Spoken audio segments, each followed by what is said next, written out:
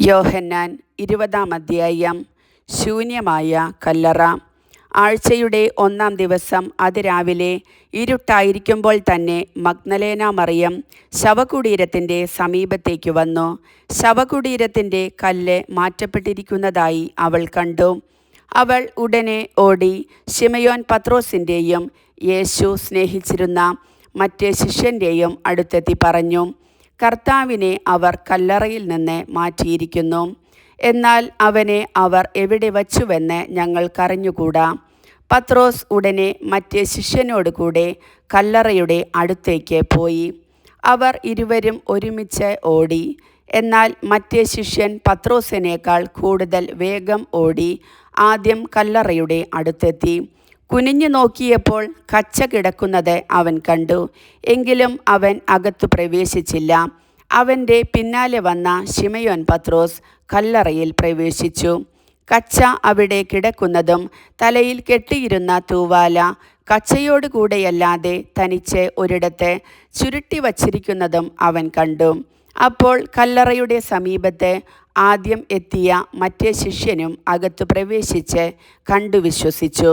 അവൻ മരിച്ചവരിൽ നിന്ന് ഉയർത്തെഴുന്നേൽക്കേണ്ടിയിരിക്കുന്നു എന്ന തിരുവെഴുത്ത് അവർ അതുവരെ മനസ്സിലാക്കിയിരുന്നില്ല. അനന്തരം ശിഷ്യന്മാർ മടങ്ങിപ്പോയി. യേശു മഗ്ദലേന മറിയത്തിന് പ്രത്യക്ഷപ്പെടുന്നു. മറിയം കല്ലറയ്ക്കു വെളിയിൽ കരഞ്ഞുകൊണ്ട് നിന്നു. അവൾ കരഞ്ഞുകൊണ്ടിരിക്കുമ്പോൾ കുനിഞ്ഞ് കല്ലറയിലേക്ക് നോക്കി. വെള്ളവസ്ത്രം ധരിച്ച 2 ദൂതന്മാർ യേശുവിൻ്റെ ശരീരം വച്ചിരുന്നിടത്ത് ഒരുവൻ തലയ്ക്കലും ഇതരൻ കാൽക്കലുമായി ഇരിക്കുന്നത് അവൾ കണ്ടു. അവർ അവളോട് ചോദിച്ചു, സ്ത്രീയെ, എന്തിനാണ് നീ കരയുന്നത്?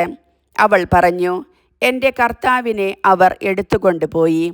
അവർ അവനെ എവിടെയാണ് വെച്ചിരിക്കുന്നത് എന്ന് എനിക്കറിഞ്ഞുകൂടാ. ഇതു പറഞ്ഞിട്ട് പുറകോട്ട് തിരിഞ്ഞപ്പോൾ യേശു നിൽക്കുന്നത് അവൾ കണ്ടു. എന്നാൽ അത് യേശുവാണെന്ന് അവൾക്ക് മനസ്സിലായില്ല. യേശു അവളോട് ചോദിച്ചു, സ്ത്രീയെ, എന്തിനാണ് നീ കരയുന്നത്? നീ ആരെയാണ് അന്വേഷിക്കുന്നത്?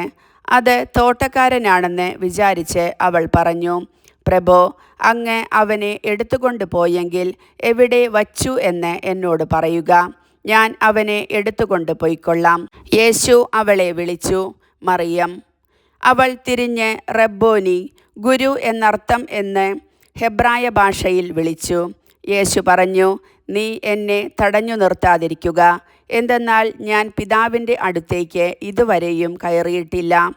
നീ എൻ്റെ സഹോദരന്മാരുടെ അടുത്ത് ചെന്ന് അവരോട്, ഞാൻ എൻ്റെ പിതാവിൻ്റെയും നിങ്ങളുടെ പിതാവിൻ്റെയും എൻ്റെ ദൈവത്തിൻ്റെയും നിങ്ങളുടെ ദൈവത്തിൻ്റെയും അടുത്തേക്ക് ആരോഹണം ചെയ്യുന്നു എന്ന് പറയുക. മഗ്ദലേന മറിയം ചെന്ന്, ഞാൻ കർത്താവിനെ കണ്ടു എന്നും അവൻ ഇക്കാര്യങ്ങൾ തന്നോട് പറഞ്ഞു എന്നും ശിഷ്യന്മാരെ അറിയിച്ചു. ശിഷ്യന്മാർക്ക് പ്രത്യക്ഷപ്പെടുന്നു. ആഴ്ചയുടെ ആദ്യ ദിവസമായ അന്ന് വൈകിട്ട് ശിഷ്യന്മാർ യഹൂദരെ ഭയന്ന് കതകടച്ചിരിക്കെ യേശു വന്ന് അവരുടെ മധ്യേ നിന്ന് അവരോട് പറഞ്ഞു, നിങ്ങൾക്ക് സമാധാനം. ഇപ്രകാരം പറഞ്ഞുകൊണ്ട് അവൻ തൻ്റെ കൈകളും പാർശ്വവും അവരെ കാണിച്ചു. കർത്താവിനെ കണ്ട് ശിഷ്യന്മാർ സന്തോഷിച്ചു. യേശു വീണ്ടും അവരോട് പറഞ്ഞു, നിങ്ങൾക്ക് സമാധാനം. പിതാവ് എന്നെ അയച്ചതുപോലെ ഞാനും നിങ്ങളെ അയക്കുന്നു. ഇത് പറഞ്ഞിട്ട് അവരുടെ മേൽ നിശ്വസിച്ചുകൊണ്ട് അവരോട് അരുളി ചെയ്തു, നിങ്ങൾ പരിശുദ്ധാത്മാവിനെ സ്വീകരിക്കുവിൻ. നിങ്ങൾ ആരുടെ പാപങ്ങൾ ക്ഷമിക്കുന്നുവോ അവ അവരോട് ക്ഷമിക്കപ്പെട്ടിരിക്കും. നിങ്ങൾ ആരുടെ പാപങ്ങൾ ബന്ധിക്കുന്നുവോ അവ ബന്ധിക്കപ്പെട്ടിരിക്കും. തോമസിൻ്റെ സംശയം. 12 പേരിലൊരുവനും ദിദിമോസ് എന്ന് വിളിക്കപ്പെടുന്നവനുമായ തോമസ് യേശു വന്നപ്പോൾ അവരോട് കൂടെ ഉണ്ടായിരുന്നില്ല. അതുകൊണ്ട് മറ്റു ശിഷ്യന്മാർ അവനോട് പറഞ്ഞു, ഞങ്ങൾ കർത്താവിനെ കണ്ടു. എന്നാൽ അവൻ പറഞ്ഞു, അവൻ്റെ കൈകളിൽ ആണികളുടെ പഴുതുകൾ ഞാൻ കാണുകയും അവയിൽ എൻ്റെ വിരൽ ഇടുകയും അവൻ്റെ പാർശ്വത്തിൽ എൻ്റെ കൈ വയ്ക്കുകയും ചെയ്തല്ലാതെ ഞാൻ വിശ്വസിക്കുകയില്ല. 8 ദിവസങ്ങൾക്കു ശേഷം വീണ്ടും അവൻ്റെ ശിഷ്യന്മാർ വീട്ടിൽ ആയിരുന്നപ്പോൾ തോമസും അവരോടുകൂടെ ഉണ്ടായിരുന്നു. വാതിലുകൾ അടച്ചിരുന്നു. യേശു വന്ന് അവരുടെ മധ്യത്തിൽ നിന്നുകൊണ്ട് പറഞ്ഞു, നിങ്ങൾക്ക് സമാധാനം. അവൻ തോമസിനോട് പറഞ്ഞു, നിന്റെ വിരൽ ഇവിടെ കൊണ്ടുവരുക, എൻ്റെ കൈകൾ കാണുക. നിന്റെ കൈ നീട്ടി എൻ്റെ പാർശ്വത്തിൽ വയ്ക്കുക. അവിശ്വാസിയാകാതെ വിശ്വാസിയായിരിക്കുക. തോമസ് പറഞ്ഞു, എൻ്റെ കർത്താവേ, എൻ്റെ ദൈവമേ. യേശു അവനോട് പറഞ്ഞു, നീ എന്നെ കണ്ടതുകൊണ്ട് വിശ്വസിച്ചു. കാണാതെ തന്നെ വിശ്വസിക്കുന്നവർ ഭാഗ്യവാന്മാർ.